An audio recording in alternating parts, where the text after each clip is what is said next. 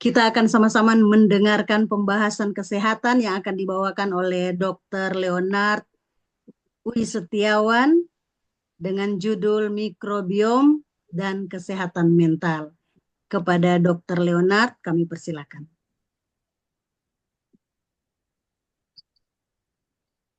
Sambil sedikit memperkenalkan diri, boleh ya, Pak Dokter? Silakan.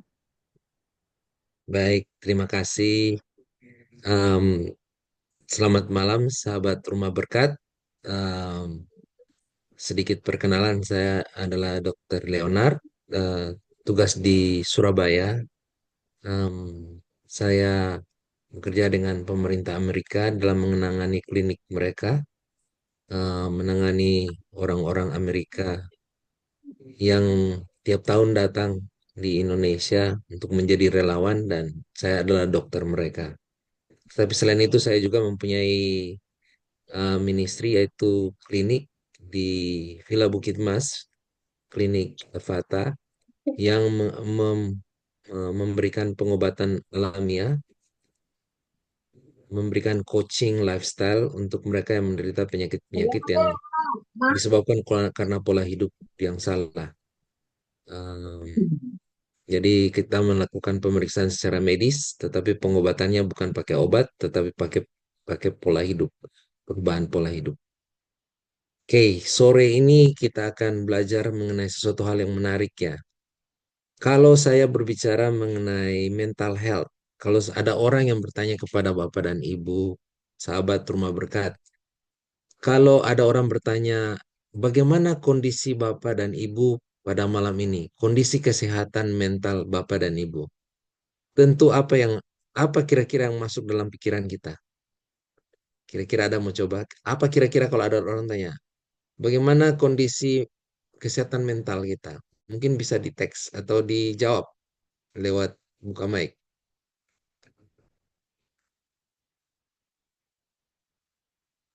Silakan Ada yang yang mau mau coba? menjawab. Kalau ada orang yang tanya bagaimana kesehatan mentalnya, bagus ya. Oh, ada yang jawabannya bagus. Iya, pertanyaan itu jarang kita dengar di Indonesia ya. Kalau orang tanya bagaimana kesehatan mentalnya, paling pertanyaannya bagaimana kondisinya. Ya, tidak spesifik tanya kondisi mental. Tetapi kalau kita berbicara mengenai kesehatan mental, orang pikir mengenai eh, suasana hati ya, marah, emosi, atau lagi senang. Nah, dan semua kondisi itu biasanya lahir di otak kita ya, karena ada satu zat yang disebut neurotransmitter yang di otak ini diproduksikan oleh badan, oleh ujung-ujung saraf eh, kita di otak memproduksikan neurotransmitter untuk bisa berkomunikasi dengan saraf lain. Neurotransmitter ini bisa menyebabkan kita menjadi senang dan bisa menyebabkan kita menjadi sedih, bisa mengubah suasana hati kita. Itu semua terjadi di otak kita. Nah, kalau kita tahu mengenai apa yang bisa mempengaruhi produksi di neurotransmitter ini, tentunya kita bisa mengendalikan kira-kira gitu ya, apa yang kita rasakan. Nah, mau tahu bagaimana caranya? Oke, itulah materi kita pada sore ini.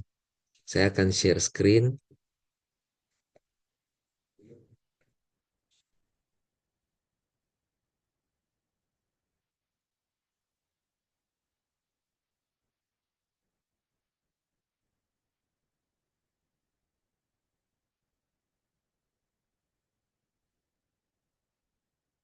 Kedengaran, kelihatan layar saya ya.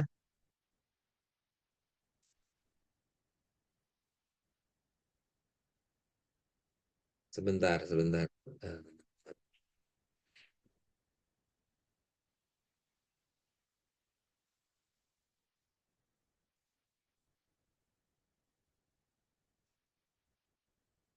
Oke, oke.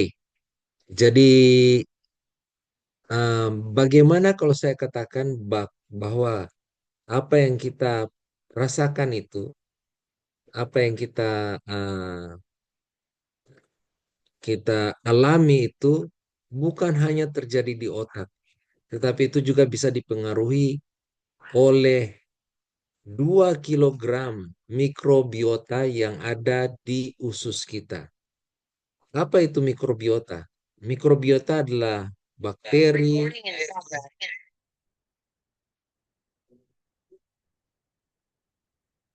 sorry. Jadi bakteri, virus, parasit, fungus yang hidup dalam usus kita. Mereka ini virus dan bakteri ini menjadi satu komunitas tersendiri di usus kita yang disebut mikrobiota, ya. Dan individu-individu bakteri dan virus ini disebut mikrobiom. Kalau mau ditimbang itu 2 kilogram beratnya, ya. Jadi kalau saya mengatakan jumlah dari mereka, saudara akan, teman-teman dari rumah bahagia, rumah berkat ini akan terkejut kalau saya katakan jumlah mereka yang hidup di usus kita, mikrobiom ini lebih banyak dari jumlah sel di tubuh kita.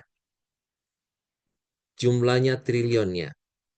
Jadi inilah contoh ilustrasi. Ini cuma gambaran ilustrasi. Jadi kalau kalau yang di belakang ini gambaran yang di belakang itu adalah rongga usus kita. Ini populasi mikrobiom yang ada di usus kita.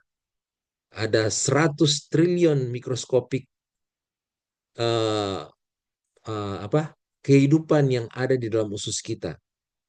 Nah, dan jumlahnya kalau sel manusia ini jumlahnya 37,2 triliun. Kalau populasi mikrobiom ini adalah 38, lebih banyak daripada jumlah sel kita. Nah, saya katakan tadi di awal neurotransmitter itu diproduksikan oleh sel-sel saraf, ya. Bayangkan kalau semua mikrobiom ini juga memproduksikan neurotransmitter. Jadi lebih banyak produksi neurotransmitter oleh mikrobiom di usus kita dibandingkan dengan yang diproduksikan oleh sel kita di otak.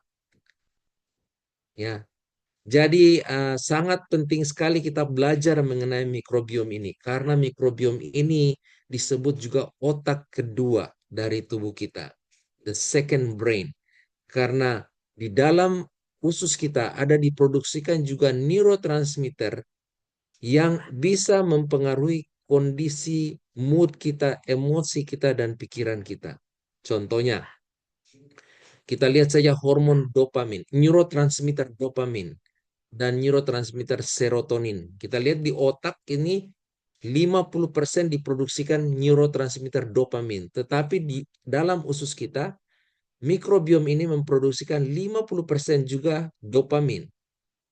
Kemudian serotonin juga, neurotransmitter yang sangat penting dalam komunikasi saraf, dan juga mempengaruhi mood kita, suasana hati kita adalah serotonin. Kalau di otak kita cuma 5% diproduksikan. Tapi kalau di mikrobiom itu mereka memproduksikan 95% serotonin. Dan mereka bisa mempengaruhi otak kita dengan 3 cara. Ada melalui saraf, kita lihat ada saraf di situ gambar merah, ya. Ada aliran-aliran merah itu menunjukkan saraf, ya. Simpul-simpul saraf yang berkomunikasi dengan tulang belakang kita, sumsum tulang belakang kita, saraf utama kita yang langsung membawa informasi itu ke otak. Jadi mereka mempengaruhi dari rangsangan langsung oleh saraf, tetapi juga rangsangan langsung karena dia melepaskan bahan kimia namanya neurotransmitter ke peredaran darah kita, dan ini dibawa ke otak juga. Jadi bisa melalui saraf, bisa melalui darah, dia mempengaruhi otak kita. Dan kalau sudah dipengaruhi otak kita, itulah yang kita akan rasakan. Karena neurotransmitter ini mempunyai fungsi dalam komunikasi sel saraf. Jadi sangat-sangat mempengaruhi suasana. Ya, ini kita lihat lebih lanjut lagi. Contoh tadi ada 4 macam, ada banyak ya neurotransmitter. Kalau saya bahas semuanya tidak mungkin, tapi kita ambil 4 saja. Ada GABA, ada neurotransmitter namanya norepinephrine dan adrenalin, kemudian dopamin dan serotonin. Kalau serotonin ini dia mengatur mood kita, ya. suasana hati kita. Kalau dopamin ini, kalau kita berbuat sesuatu yang berhasil, kita merasa bahagia, kita merasa gembira, itu neurotransmitter dopamin yang dilepaskan, makanya kita merasa puas, merasa dihargai, merasa kesuksesan yang kita capai itu berharga bagi kita dan kita merasa senang, itu dopamin. Kalau adrenalin itu membuat kita menjadi siaga, sigap, konsentrasi, dan selalu waspada. Itu adrenalin. GABA ini membuat otak kita yang tadinya kacau, misalnya terlalu banyak pikiran. Kalau GABA ini dikeluarkan, kita menjadi tenang. Jadi ini adalah neurotransmitter. Kekurangan dan kelebihan mereka akan mempunyai penyakit, mempunyai pengaruh dalam bentuk penyakit. Contohnya ya, kalau kita misalnya dopamin, kalau kita kelebihan, kelebihan serotonin, terlalu banyak serotonin, itu akan menyebabkan kita gangguan psikotik, jadi penyakit jiwa jadinya. Kalau konsentrasinya tepat, kita akan mempunyai motivasi dan keinginan untuk menyelesaikan tugas yang bagus. Itu kalau kalau serotonin, kalau dopamin, kalau serotonin ini ya jadi dia sangat mempengaruhi mood kita. Nah, kalau kita kelebihan daripada norepinephrine ini atau epinephrine ini, badan kita akan selalu tegang, kita akan kadang-kadang tidak tahu relaksasi, tidak bisa relaksasi karena selalu tegang. Otot-otot kita tegang dan itu akan menyebabkan banyak penyakit. Jadi inilah contoh-contoh neurotransmitter yang diproduksikan oleh otak, tetapi juga diproduksikan oleh mikrobiom di dalam usus kita. Ada buku penelitian tahun 2022 mengatakan bahwa bakteri usus menghasilkan perpustakaan neurotransmitter. Ya, kalau disebut neurotransmitter, perpustakaan itu berarti banyak sekali ya. Perpustakaan neurotransmitter yang dapat mempengaruhi perasaan kita, termasuk dopamin, norepinephrine, dan asam itu gamma tadi menurut penelitian Brain Research. Jadi bahan-bahan kimia ini adalah pemicu utama ya dalam perasaan bahagia, penghargaan, atau kecemasan. Ini saya sudah katakan tadi, bisa mempengaruhi sistem saraf kita melalui saraf, ini vagal stimulating, ini saraf, dia bisa menenangkan situasi otak kita kalau dalam usus ini, bukan hanya otak, usus ini bisa produksikan gamma, gamma butyric acid ini, kalau diproduksikan dia bisa menenangkan, dia bisa merangsang saraf vagus yang bisa menenangkan otak dari usus. Dan dia juga bisa mengganggu konsentrasi neurotransmitter yang sudah diproduksikan oleh otak, yang membuat misalnya serotonin tadi kelebihan, kalau di otak keluarkan sedikit dia bisa tambah lebih banyak lagi. Dan kemudian dia juga bisa mengatur hormon stres. Jadi kalau di otak hormon adrenalin cuma sedikit dikeluarkan, hormon stres ini adrenalin dan norepinephrine. Dari usus kalau lebih banyak produksi, orang itu akan menjadi stres. Bukan karena dari otak, tapi dari usus yang yang produksi. Jadi komunikasi antara usus dan otak itu sangat erat. Ya, yang saya mau tekankan di sini komunikasinya sangat erat. Kemudian dikatakan juga dalam satu buku Brain Research, penelitian yang sama, disbiosis mikroba usus dapat menyebabkan gangguan psikologi seperti kecemasan atau depresi. Jadi apa itu disbiosis? Ketidakseimbangan. Ketidakseimbangan jenis bakteri, fungus, parasit yang ada di usus kita kalau tidak seimbang itu akan menyebabkan gangguan psikologis kita. Contohnya kita lihat di sini. Um, ini orang yang makan serat tinggi ya. Bentar, ini di mana? Oh, ini. Nah, ini diet yang tinggi tinggi serat. Ini diet yang tinggi protein. Ini diet yang tinggi karbohidrat. Ini diet yang tinggi lemak atau minyak. Semua diet ini akan mempromosikan pertumbuhan jenis mikrobiom yang berbeda. Contoh, orang yang makan tinggi serat ini, dia akan mempunyai uh, bakteri dalam usus mirip dengan orang yang makan diet karbohidrat tinggi. Meskipun lebih banyak sebenarnya adalah variasi daripada bakteri yang ada bagi mereka yang suka makan makanan yang tinggi serat. Variasinya lebih banyak dari ini.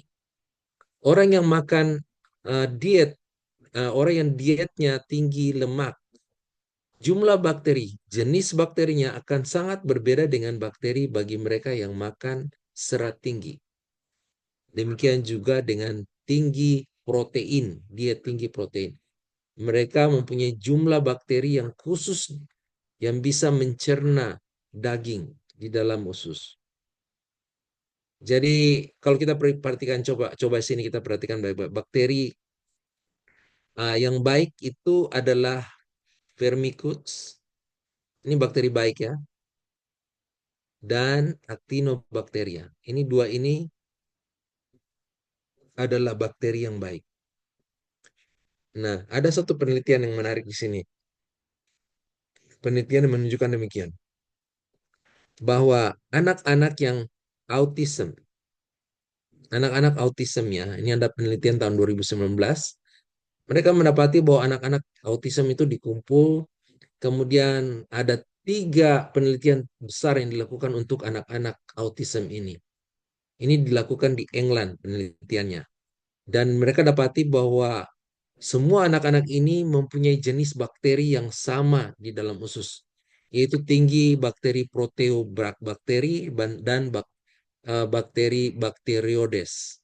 Nah, kalau kita lihat tadi, kalau kita masih ingat tadi, ini Bacteroides dan proteobakteri ini adalah bakteri-bakteri yang diperlukan untuk mencerna protein yang dimakan. Jadi anak-anak autism itu jumlah bakteri dalam usus mereka atau mikrobiomnya itu terdiri atas populasi bakteri yang banyak untuk mencerna protein, protein dan lemak. Sementara bakteri yang mencerna serat itu sangat rendah, bahkan tidak ada ditemukan pada anak-anak tersebut.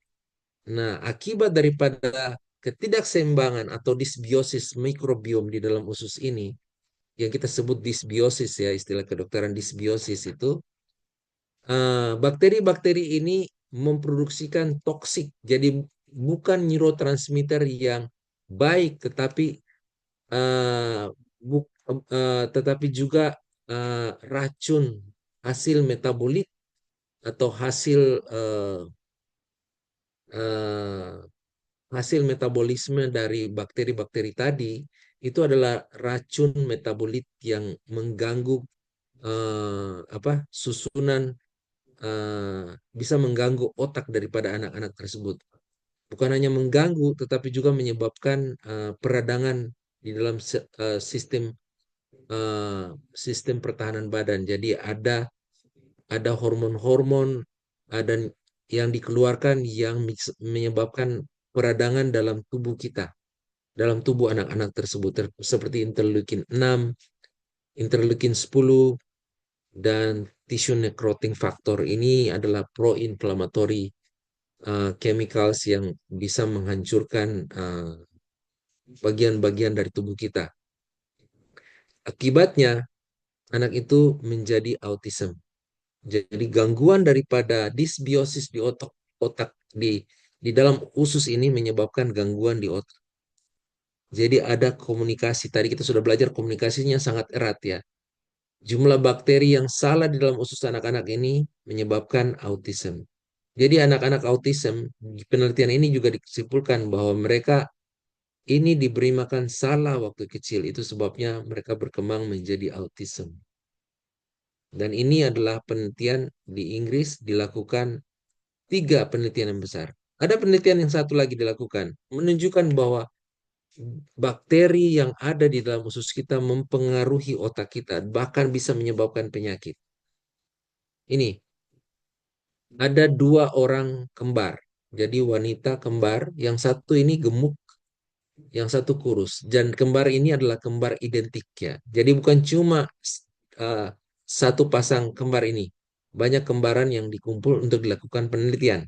Dan ditemukan dalam penelitian ini bahwa mereka yang kembar identik ini, kalau bakteri di dalam ususnya disuntikan ke dalam tikus yang diberi makan diet rendah lemak, tinggi serat, makanan yang sehat ya, makanan yang baik, diberi makan makanan sehat, tetapi menerima bakteri-bakteri dari usus dari kembaran yang lemak, yang gemuk tadi itu dimasukkan ke dalam usus daripada uh, tikus ini, tikus itu uh, menjadi apa ya? Menjadi gemuk. Sementara kalau tikus yang lain dimasukkan bakteri-bakteri yang sehat dari kembaran tadi, tapi yang kurus, diberi makan yang sama, tikus itu tetap kurus dan bukan kurus ya, tetap sehat. Jadi yang mau ditekankan di sini apa? Komposisi bakteri di dalam usus kita akan juga menentukan bentuk tubuh kita, mempengaruhi bentuk tubuh kita. Kalau yang tadi pertama saya katakan, bakteri usus kita bisa mengganggu suasana hati dan pikiran kita. Bakteri dalam usus juga bisa mempengaruhi tubuh kita, dalam bentuk tubuh kita karena dia mempengaruhi peletakan lemak di dalam tubuh kita. Oke, jadi sebenarnya apa yang saya mau ceritakan di sini? Ya, ini intinya di sini ya. Kondisi yang dapat mengganggu. Hal-hal yang dapat mengganggu mikrobiom usus kita. Komposisi mikrobiom kita bisa terganggu dengan hal-hal ini. Ingat, ada tiga hal. Kita semua diberikan mikrobiom yang sehat di dalam usus kita. Semua kita mempunyai mikrobiom yang sehat waktu kita lahir ya. Kita dapat susu ibu, kita dapat bakteri-bakteri yang ada di lingkungan kita, kita mempunyai bakteri usus yang sehat. Kemudian kita waktu besar kita diberi makan diet yang tinggi lemak. Akibatnya bakteri-bakteri yang diperlukan oleh badan untuk mencerna lemak ini yang ada di dalam usus kita, sudah ada bakteri tersebut dalam usus kita, tapi karena makanan kita terdiri atas diet yang tinggi lemak, mereka menjadi banyak populasinya. Karena itu makanan tiap hari dimakan, jadi populasinya mereka jadi banyak untuk membantu mengolah makanan tinggi lemak. Akibatnya mikrobiom yang ada dalam usus kita menjadi tidak seimbang. Ada bakteri yang harusnya bisa mencerna serat, tapi karena tidak diberi makan, dia menjadi kecil populasinya. Sementara bakteri yang bisa mencerna lemak tinggi, populasinya besar. Akibat lama-kelamaan terjadilah ketidakseimbangan karena bakteri-bakteri yang baik tadi yang bisa mencerna serat dan karbohidrat tadi mati. Akibatnya tidak seimbang, tidak sehat lagi. Jadi ada ini kondisi pertama, makanan yang kita makan tiap hari akan menentukan apakah kita akan punya disbiosis atau tidak. Jadi kalau diet kita tiap hari makanannya apa ya, tinggi lemak, tinggi karbohidrat, kemudian tinggi protein, usus kita yang mempunyai bakteri yang beragam tadi akan yang memakan makanan-makanan seperti yang kita makan itu akan bertambah banyak. Kalau kita makan pagi, makan siang, makan malam, besoknya makan begitu juga, akibatnya terjadi ketidakseimbangan yang lebih lebih jelas. Jadi ini hal yang pertama. Hal yang kedua, komunikasi antara otak dengan usus kita sangat kuat. Kalau sudah ada penelitian menunjukkan bahwa situasi pikiran akan bereaksi dan mempengaruhi komposisi mikrobiota usus. Jadi orang yang selalu stres itu akan membunuh mikrobiom yang baik dalam usus mereka juga.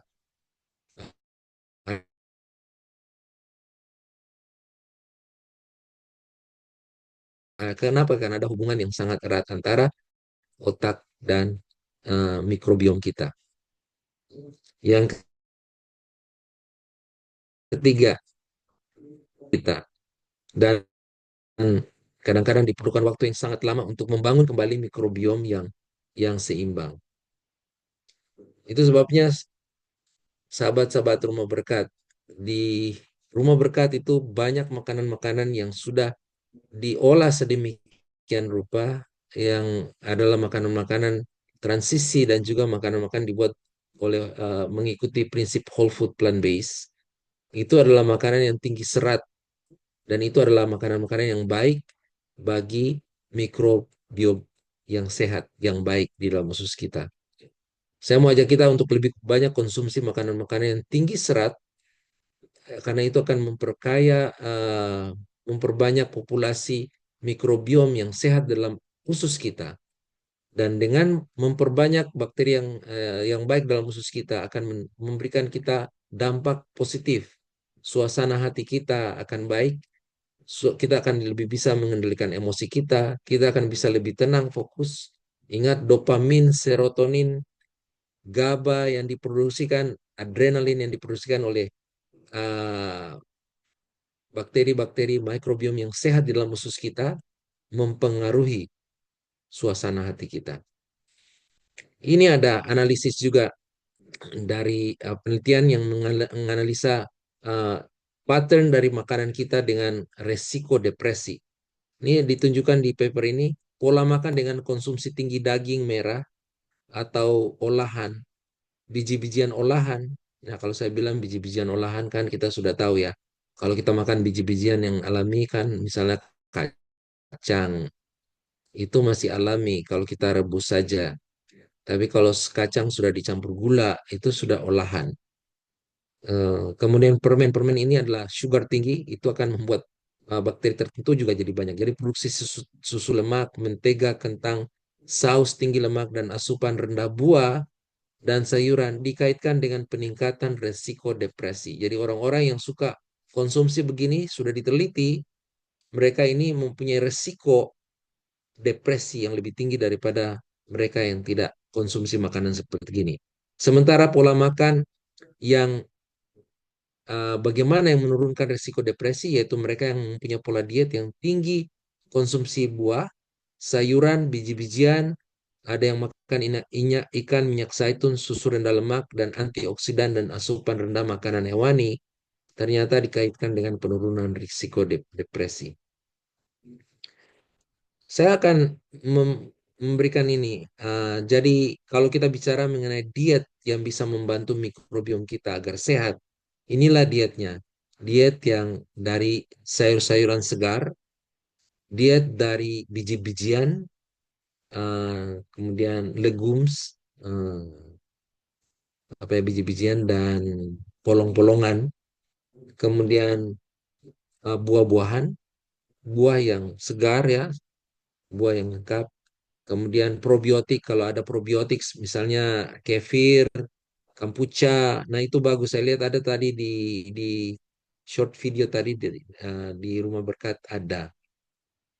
Itu juga probiotik bagus. Ada juga lemak yang sehat seperti minyak minyak kelapa, extra virgin oil, kemudian rempah-rempah dan ya rempah-rempah dan sayur-sayuran, basil, ginger, green tea, oregano, em, apa ya,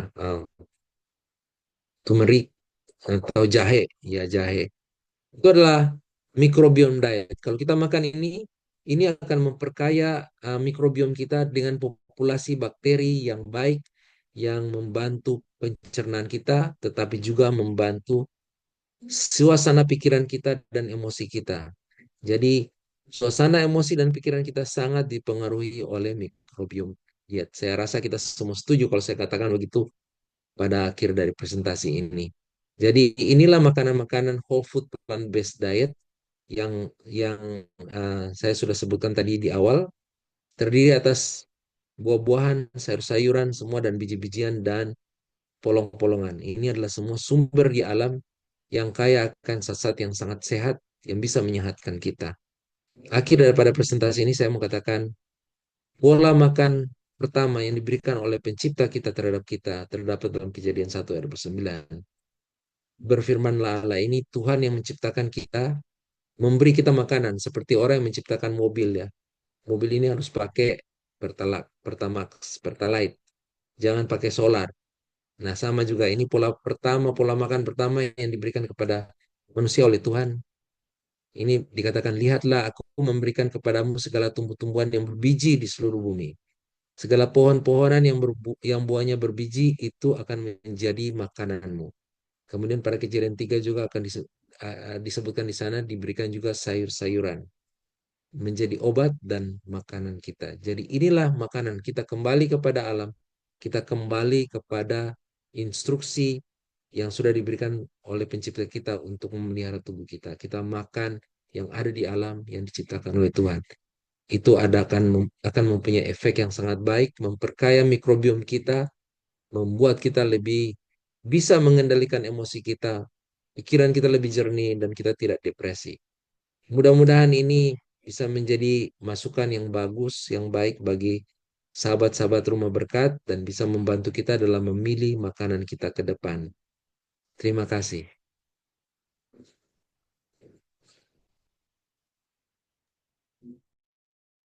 Terima kasih Dr. Leonard untuk pembahasan mikrobiom dan kesehatan mental yang sudah kita dengarkan bersama pada malam hari ini.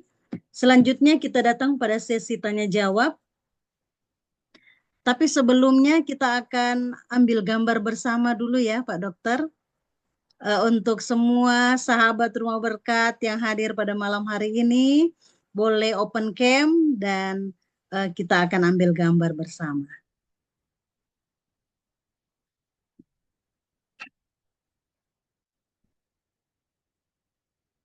Oke, terima kasih. Masih ada yang belum open cam karena ini ada dua, di saya ada dua layar ya, dua layar. Saya akan ambil dua kali.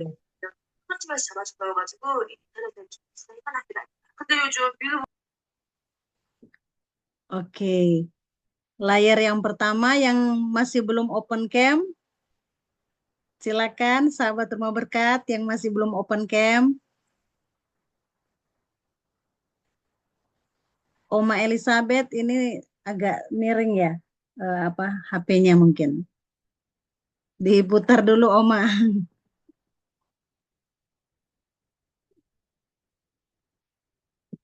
Jadi lihatnya begini nanti.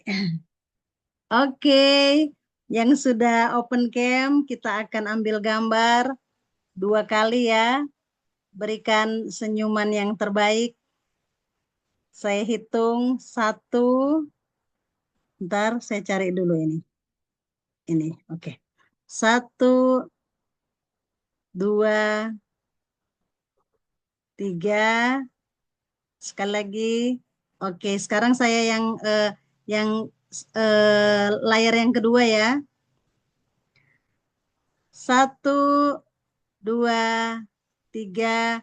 1, 2, 3. Oke, terima kasih sahabat Rumah Berkat. Sudah ambil gambar, ini akan menjadi file Terima kami. kasih Pak Dokter. Selanjutnya Kasih. saya akan buka sesi tanya jawab.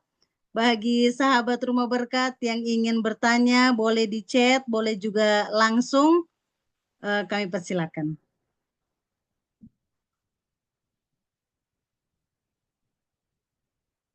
Sehubungan dengan pembahasan yang tadi sudah dibawakan tentang mikrobiom dan juga kesehatan mental. Tadi sudah lengkap ya sebenarnya pembahasan Pak Dokter dan juga eh, pola makannya dan makanan-makanan yang seharusnya kita konsumsi. Tetapi tetap saya membuka sesi tanya jawab bagi sahabat Rumah Berkat yang rindu bertanya. Mungkin ada pengalaman, boleh disaksikan di sini. Biar bisa menjadi berkat bagi kita semua.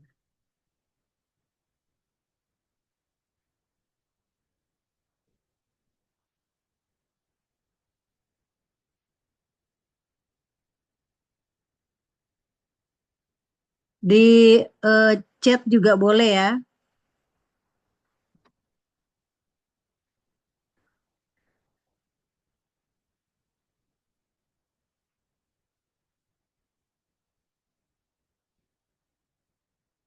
Mari yang mau bertanya, ndak usah malu-malu.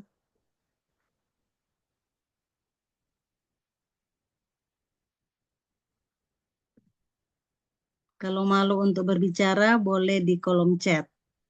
Nanti saya bacakan.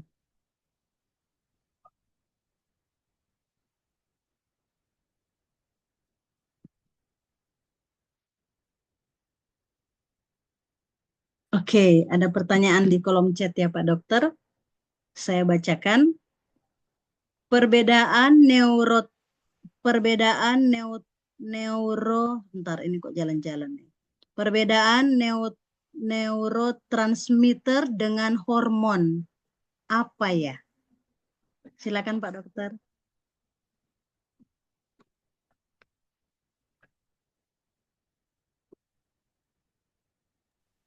Baik, kalau ini dua hal yang berbeda ya. Jadi zat kimia yang berbeda dalam komunikasi dalam tubuh, tetapi perbedaan utama sebenarnya adalah kalau kita lihat ada satu tempat produksi dan pelepasannya, kemudian dua cara penyampaian sinyalnya. Jadi yang pertama tempat produksinya, kalau neurotransmitter itu diproduksikan oleh sel saraf.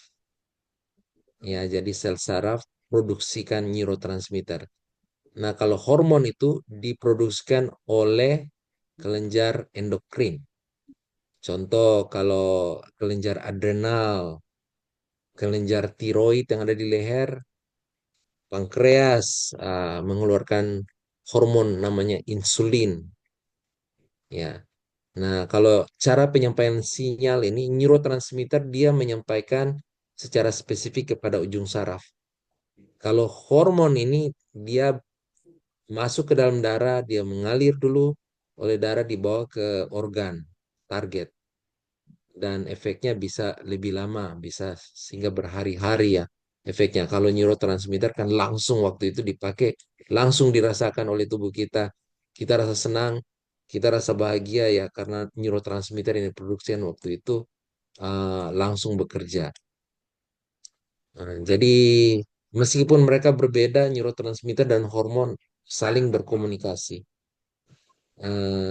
Nah, contohnya adrenalin dapat berfungsi sebagai neurotransmitter di saraf, tetapi juga sebagai hormon. Jadi dua hal ini bisa ada dalam satu bahan kimia neurotransmitter. Dia bisa berfungsi sebagai hormon, dia bisa berfungsi juga sebagai em, apa neurotransmitter.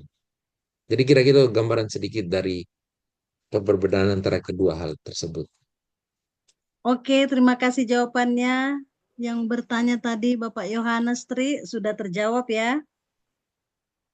Oke, selanjutnya saya baca pertanyaan yang kedua. Apa yang bisa kita berikan kepada warga senior yang ompong sebagai ganti sayuran segar dan nggak mau bikin gigi palsu? Silakan Pak Dokter. Eh, iya, saya saya ingat ada peserta program kita juga yang susah makan sayur karena giginya ompong ya. Instruksi kita ya, kalau misalnya ompong tidak bisa mengunyah serat, ya kita haluskan seratnya dengan cara bisa slow juicer, bisa dengan cara blender juga bisa dibuat kayak smoothie untuk diminum. Jadi kalau cara lain saya belum ada apa rekomendasi, tapi itu yang kami sudah buat ya di program. Kita bisa anjurkan untuk buat smoothie dari sayur-sayuran tadi. Asal sanggup saja rasanya gimana. Kalau kalau memang ingin untuk sehat ya itu akan dikonsumsi ya sayuran segar tadi dibuat sebagai smoothie. Oke, terima kasih Pak Dokter. Berarti nggak bisa diganti ya sayur, tetap harus dikonsumsi tapi dengan cara yang berbeda supaya bisa tetap masuk. Seperti itu ya. Oke, saya akan bacakan lagi yang selanjutnya. Bagaimana dengan penyakit MAH dan GERD yang sedang marak? Apa ada hubungan dengan mikrobiom? Silakan Pak Dokter. Ya, kalau penyakit MAH ini, kadang-kadang penyakit MAH ini adalah istilah awam ya. MAH itu sudah merujuk kepada semua penyakit yang kita rasakan di ulu hati kita kalau sakit. Wah, saya sudah sakit MAH itu. Kalau waktu saya masih kecil, waktu ya, waktu masuk pendidikan kedokteran, orang-orang selalu bilang, saya sakit MAH. Itu berarti sakit di ulu hati sini, sakit ulu hati. Jadi semua sakit ulu hati, saya sakit MAH. Tapi lebih lama ke sini lebih berkembang. Orang-orang sudah lihat, sudah ada informasi yang banyak bisa didapat di sosial media, di internet. Sekarang sudah lebih, oh saya mungkin saya sakit di sini. Oh saya mungkin sakit GERD. Tetapi dua hal ini sebenarnya agak adalah bisa berhubungan, bisa juga berbeda. Kalau penyakit MAH itu kalau istilah kedokteran adalah dispepsia. Ini adalah istilah umum untuk gangguan pencernaan yang menyebabkan nyeri atau ketidaknyamanan ya di perut bagian atas. Ini bisa disebabkan karena iritasi dari pengeluaran terlalu banyak asam lambung, infeksi atau pola makan tidak teratur. Jadi kalau kita pola makan tidak teratur, contohnya ya jam 12 siang kita harus makan, kita tidak makan, tetapi usus kita sudah mengeluarkan hormon Hmm. NaCl dan enzim-enzim pencernaan yang asamnya tinggi. Kemudian kita tidak masukkan makanan. Jadi akibatnya dinding lambung kita itu bergesekan satu sama lain dalam kondisi asam. Jadi kalau Anda ada luka kemudian ditaruh asam, itu apa rasanya? Perih ya. Ih, perih. Jadi sama, lama kelamaan lapisan lambung ini akan lecet dan itu menyebabkan gangguan yang berupa sakit di lambung. Itu dispepsia atau MA. Kalau GERD itu, GERD adalah kondisi kronis di mana asam lambung yang ada di lambung kita ini naik. Eh, kalau kalau eh, kalau ada tabung turun, ada lambung itu dia seperti kantung gitu. Di antara lambung kantung ini dan tabung ini yang membawa makanan dari mulut kita, ada katup yang menutup. Kalau ada makanan dari atas, dia bisa masuk, tetapi kalau sudah dari bawah, dia tidak bisa keluar. Karena lambung ini akan bergerak untuk mengolah makanan. Kalau dia tidak tutup di sini, ini makanan akan keluar. Nah, situasi di mana klep ini atau katup ini lemah, sehingga asam yang ada dalam lambung ini bisa keluar dan membuat luka di tabung ini, itulah yang disebut GERD. Jadi menyebabkan iritasi di tempat yang seharusnya tidak ada. Oke, jadi apa yang menyebabkan mah? Ya saya sudah sebutkan tadi ya, melemahnya tidak makan. Kalau mah itu pola makan tidak teratur, infeksi eh, H. pylori juga stres, kecemasan juga bisa menyebabkan gangguan lambung tersebut. Penyebab GERD itu karena makanan berlebihan, sudah kenyang makan lagi, habis makan terus baring lagi. Jadi tekanan dalam perut tinggi atau hamil. Pada waktu kehamilan ini makannya banyak sekali. Jadi karena bayi di dalam lambung perut itu besar, dia mendorong lambung, akibatnya klep tadi jadi lemah. Jadi kemudian juga konsumsi kafein, minum kopi, alkohol dan rokok itu juga menyebabkan katup ini rusak. Ya, jadi bagaimana caranya untuk menghilangkan gangguan penyakit dua ini? Kalau mah ya makan secara teratur, porsi kecil, kurangi stres. Hmm. Kemudian kalau GERD ya hindari makan sebelum tidur, tinggikan posisi kepala kalau sudah mau baring baru habis makan seharusnya jangan tapi situasi kondisi harus baring ya posisi kepala lebih tinggi. Jadi kopi, alkohol dan rokok jangan dikonsumsi. Itu hal-hal yang mudah dilakukan. Apa hubungan mereka dengan mikrobiom? Ya kalau kita lihat dari penyebabnya tidak ada hubungannya jauh. Ya mungkin demikian ya kalau pertanyaan untuk Ma dan GERD. Oke, terima kasih Pak Dokter. Saya lanjut dengan pertanyaan berikut. Boleh tahu bahaya gadget untuk kesehatan mental? Silakan Pak Dokter. Ah, kesehatan mental dan gadget. Kalau gadget itu mempunyai kecenderungan untuk membuat orang ketagihan. Mhm. Jadi kalau sudah ketagihan dengan gadget, semua yang ada dan yang harus dilakukan itu dilupakan. Nanti pada saat dia sudah lepas dari gadget, stres muncul gara-gara ada hal-hal yang dia harus kejar, dia sudah lupa tadi karena lihat-lihat gadget. Saya bisa lihat anak saya sendiri terlalu banyak dengan gadget sampai tiba-tiba sudah lepas dari gadget, mau ke sekolah, buku saya di mana, baju saya di mana, yang tidak disiapkan lebih dulu karena memang sudah diambil alih oleh fokus terhadap gadget. Jadi gadget itu ketagihan dan ketagihan sendiri adalah gangguan bisa menyebabkan gangguan kecemasan dan kita sudah tahu pun kita sudah bisa lihat ya koneksinya di antara Hmm. tadi. Jadi kalau kalau gadget dan kesehatan mental, gadget seharusnya tidak menyebabkan masalah mental kalau bisa dikendalikan.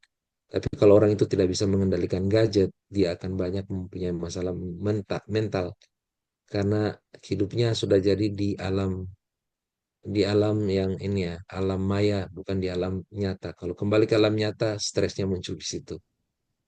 Jadi kira-kira demikian. Oke, terima kasih Pak Dokter untuk jawabannya. Yang bertanya tadi sudah boleh ya.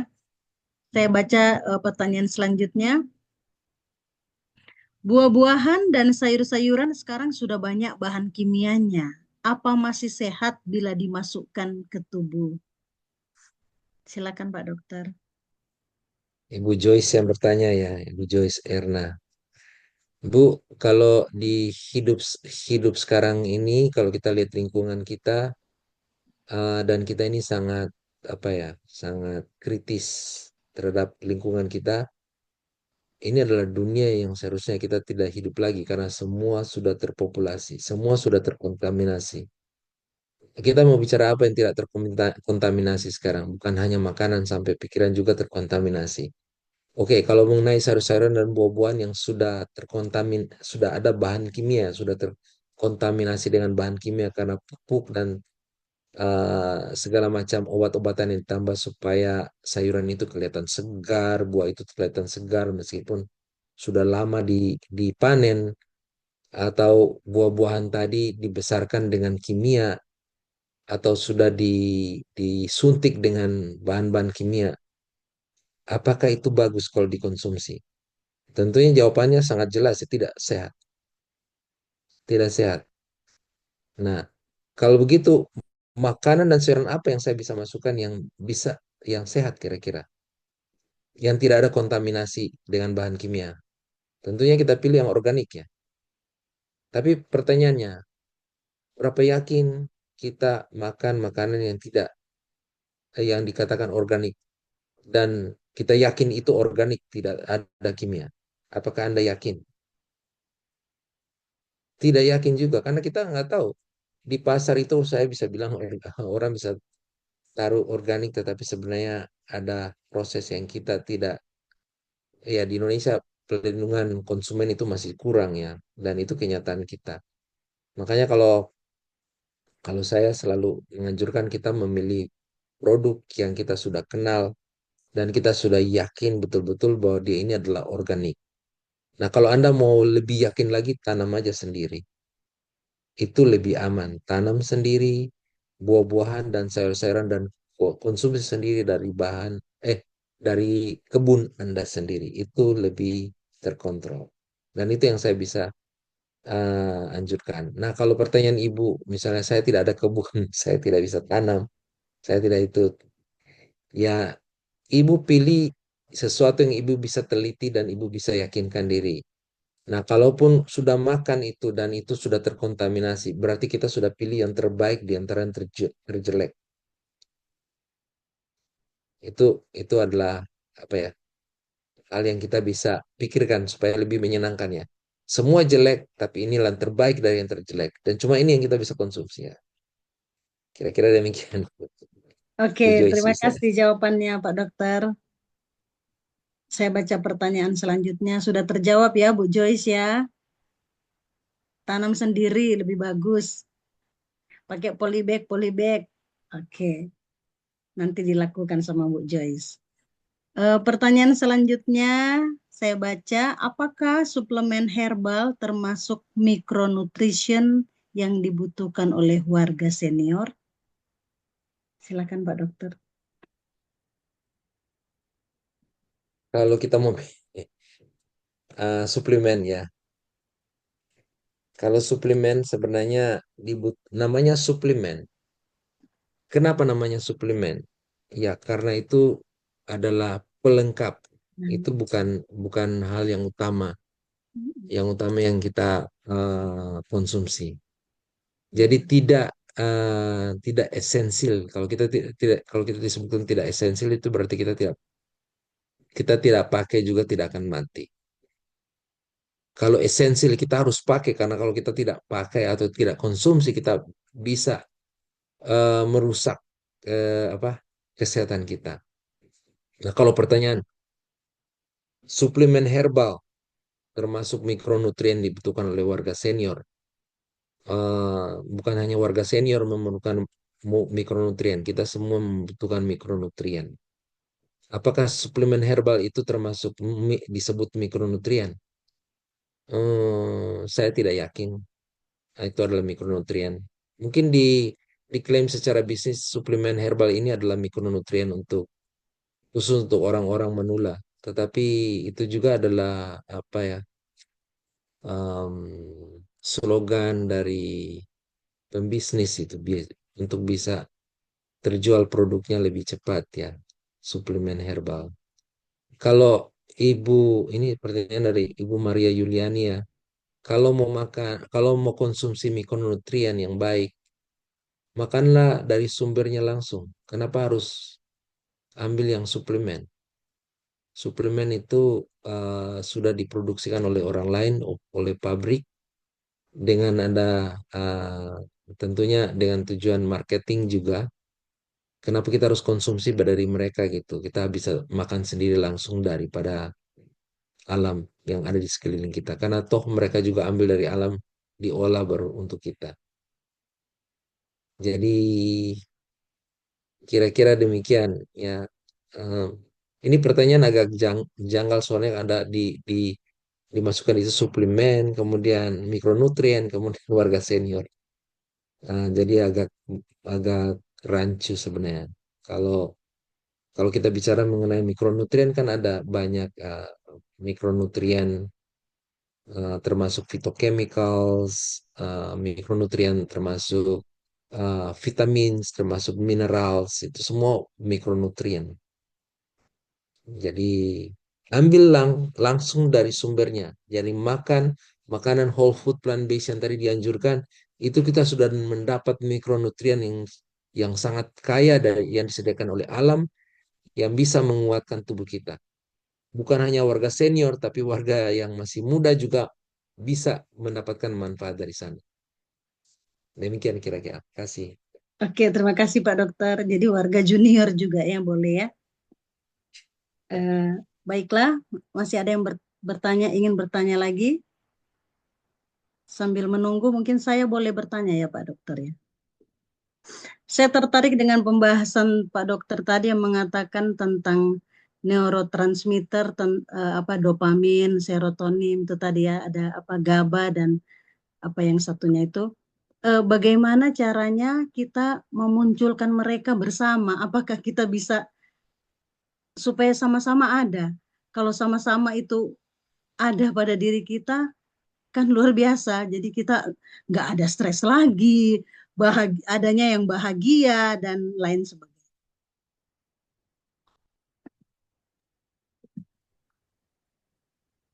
Em, Terima kasih atas pertanyaan. Jadi sebenarnya norepinefrin, epinefrin, GABA, dopamin, serotonin ini adalah neurotransmitter yang selalu ada di dalam otak kita dan Hmm? di dalam usus kita.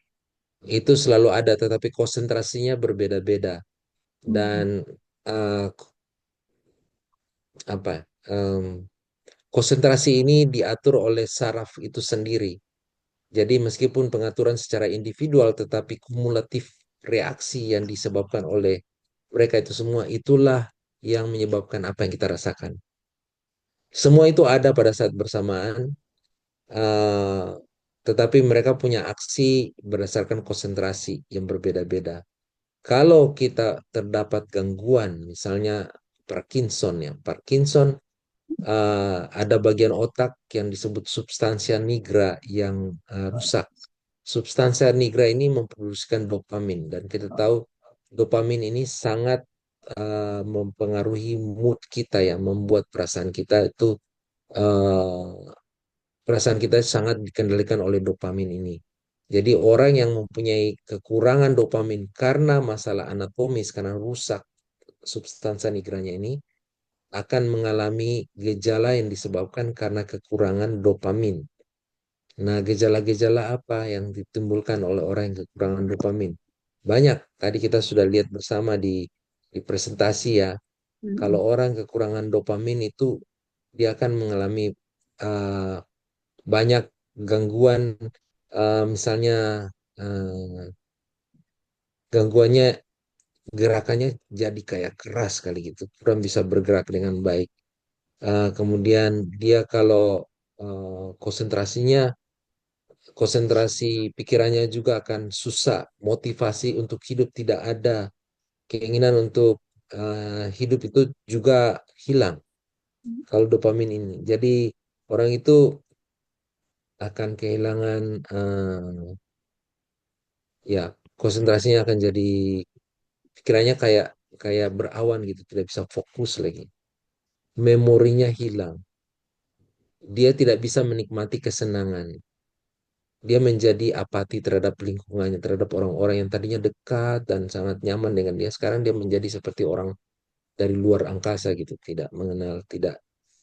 Jadi kira-kira itu adalah gejala karena kerusakan substansi nigra bagi orang yang Parkinson ya, dopamin. Jadi jangan khawatir bagaimana kita menghasilkan mereka semua. Tubuh kita sudah memproduksikan mereka bersama-sama semua, tetapi dalam konsentrasi yang berbeda-beda. Ingat, apa yang mengganggu konsentrasi mereka itulah yang menjadi fokus kita. Kita harus tadi makanan kita harus menunjang supaya produksinya bagus.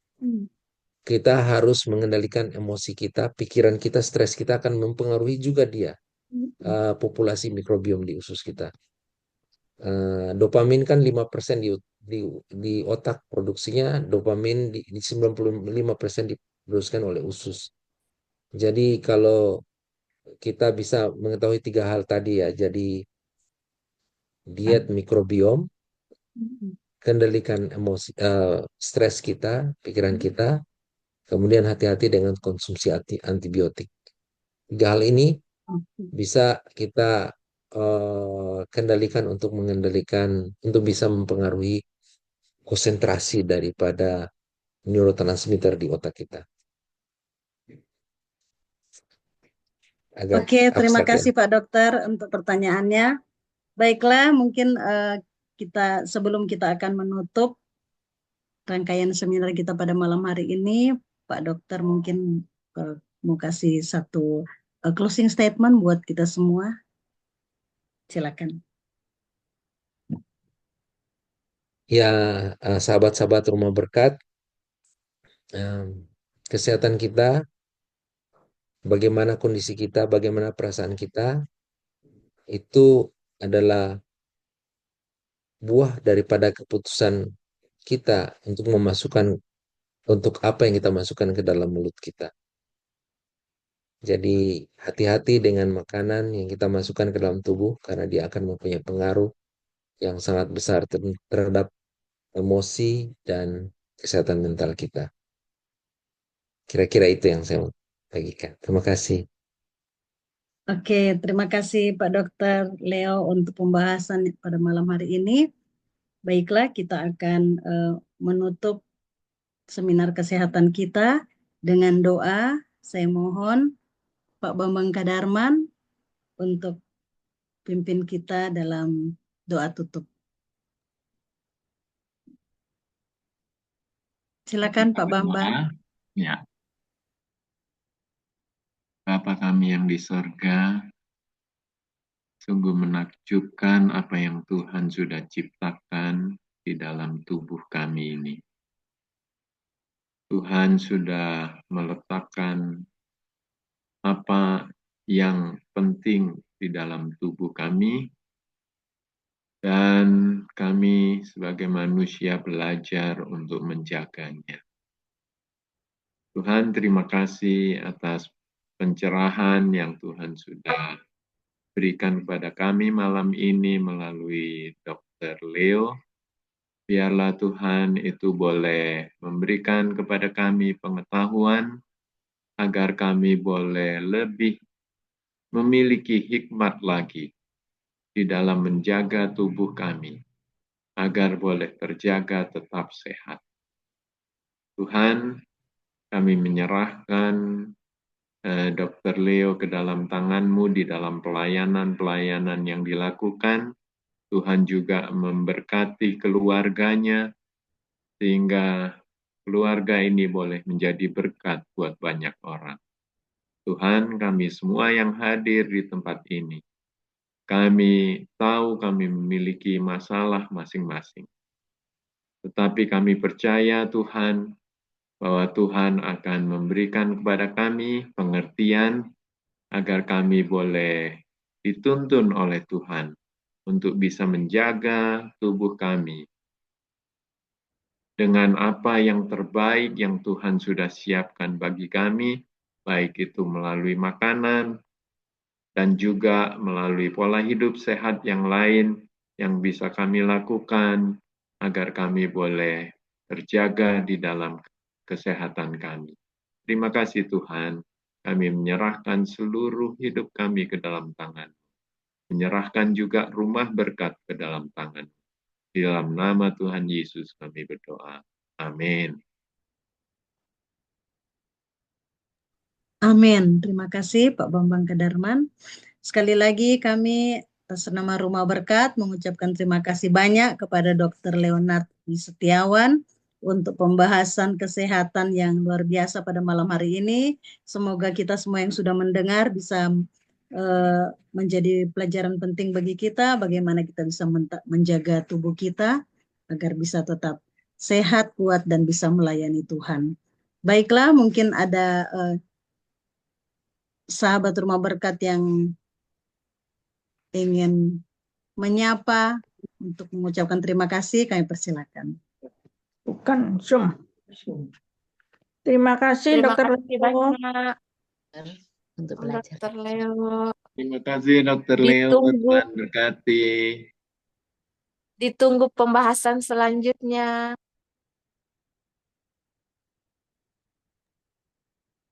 Baik, Bu Cendana. Mungkin nanti pembahasan selanjutnya bisa dibahas kali ya yang tadi. Pertanyaan itu. Yang gadget sama kesehatan mental. Usul. Ya, nanti bisa diatur. Soalnya ini udah banyak nih yang sudah nggak sehat mental nih, gara gadget. Iya, bagus itu. Untuk anak-anak sekolah bagus. Iya, Iya, betul. kayak betul, orang-orang betul. tua juga bagus supaya jadi bisa kontrol anak-anaknya. Anak-anak kopi dari orang tua soalnya. Jadi sunat. Iya ya Om. Terima Ya, kasih banyak semuanya. Mama Farel, apa kabar? Terima kasih sahabat Rumah Berkat yang sudah join pada malam hari ini. Kasih Jangan lupa semuanya. join bulan depan lagi. Sampai Oke, terima jumpa. kasih Pak Dokter. ya, Salam izin untuk live Ibu. ya. Oke. Ya, makasih. Iya, Izin oke. live. Terima kasih. Ya, izin juga semuanya. Bye-bye Ibu Pendeta. Bye-bye. Thank you semuanya. Terima kasih. Thank Selamat you. beristirahat. Sampai jumpa.